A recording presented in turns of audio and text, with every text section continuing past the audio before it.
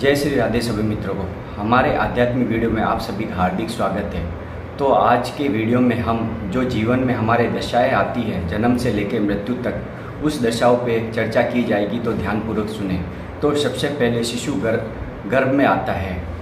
तो जीव कहाँ से आता है, जीवात्मा कहाँ से आती है? जीवात्मा को भगवान भेजते हैं। बारिश की जो बूंदें होती है उसके साथ में जो खेतों में या ज़मीन में जो मूली और गाजर लगती है, उन पदार्थों को माँ द्वारा खाया जाता है। उससे शिशु की उत्पत्ति होती है तथा माता पिता के सहयोग से तो होता ही है, और जीवात्मा जो प्रवेश करती है उसके द्वारा, वो पदार्थ खाने से उसके द्वारा प्रवेश करती है। अब धीरे धीरे उसमें 7वें महीने में शिशु में चेतना जागृत होती है, तो उसे अपने जो करोड़ों जन्म है उस सब की चेतना याद आ जाती है। उसने क्या पाप किए, क्या शुभ कर्म किए, कोई अशुभ कर्म किए, सब उसे दिखाई देने लगते हैं। तब वह प्रभु से प्रार्थना करता है कि हे नारायण, हे वासुदेव, कि मुझे इस गंदगी से बाहर निकालिए। मैंने करोड़ों वर्षों तक पापाचरण किए और वापस मुझे इस माता के गर्भ की योनि में आना पड़ा, और मैं यहाँ बहुत कष्ट और पीड़ा पा रहा हूँ। मुझे यहाँ से बाहर निकालिए, तब मैं आपका भजन करूँगा और इस संसार सागर में नहीं आऊँगा और जन्म मरण के चक्कर से छूट जाऊँगा और मोक्ष की प्राप्ति करूँगा, आपको प्राप्त कर लूँगा। लेकिन जैसे शिशु बाहर आया, हवा लगी और माया की चपेट के कारण वह सब कुछ भूल गया।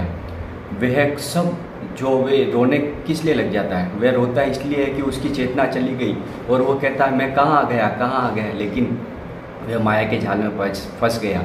बचपन उसका ऐसे ही बीत गया, जवानी भी उसने व्यभिचार में गंवा दी, गृहस्थ जीवन में उसने अपना जीवन यापन किया केवल कमाई करने में। आ गया बूढ़ापा में अब उसके कोई भी परिवार, सगे संबंधी, कोई भी सहायता करने वाले नहीं बचे।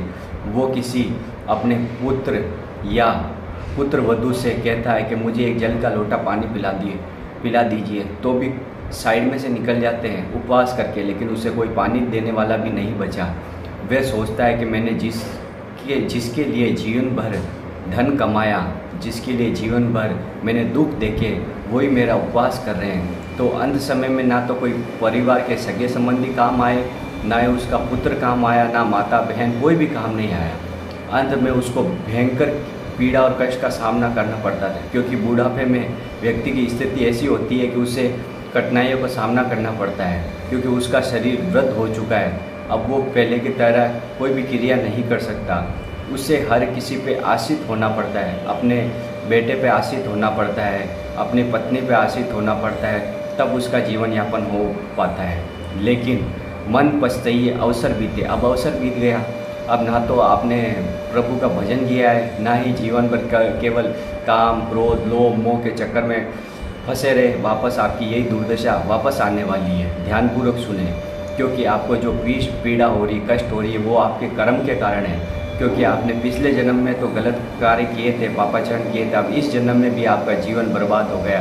आपने केवल व्यभिचार के चक्कर में, धन एकत्रित करने के चक्कर में, लोगों को, अपने परिवार को सुख पहुंचाने के चक्कर में, केवल धन के चक्कर में, लोभ के कारण अपना जीवन ऐसा कर दिया कि आपकी दुर्गति होने वाली है। फिर उसे भयंकर यातनाओं का सामना करना पड़ता है। फिर यमदूत आके उसके प्राण निकालते, आत्मा को बाहर निकालते हैं, तब उस व्यक्ति का शरीर छूटता है। इसलिए आप समझ जाइए, अगर आपके जीवन में आपको उन्नति प्राप्त करनी है, जीवन में अगर आप चाहते हैं आपके जीवन में दुख नहीं आए और आपका जीवन और मरण दोनों सुख में हो जाए, तो आपको प्रभु का स्मरण करते रहना है बीच बीच में। मैं ये नहीं कहता कि आप दिन भर जब भी आपको समय मिले, क्योंकि कलयुग में नाम संकीर्तन यस्य सर्व पाप प्रणाशनम, केवल नाम संकीर्तन से आपके सभी पापों का भस्म हो जाएगा, सब पाप आपके क्षमा हो जाएंगे।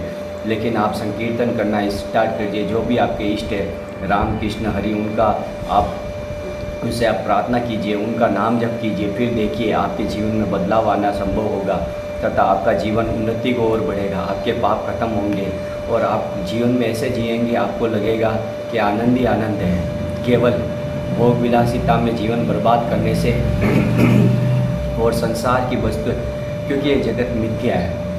ब्रह्म सत्यम जगत मिथ्या, ब्रह्म ही एक है जो सत्य है, ये जगत पूरा मिथ्या है। इस पे आप विश्वास कर लीजिए और धर्मपूर्वक कार्य करते हुए अपना कार्य भी करिए, उसके साथ साथ प्रभु का स्मरण भी करिए और किसी को सुख पहुंचाइए, किसी को दुख मत पहुंचाइए।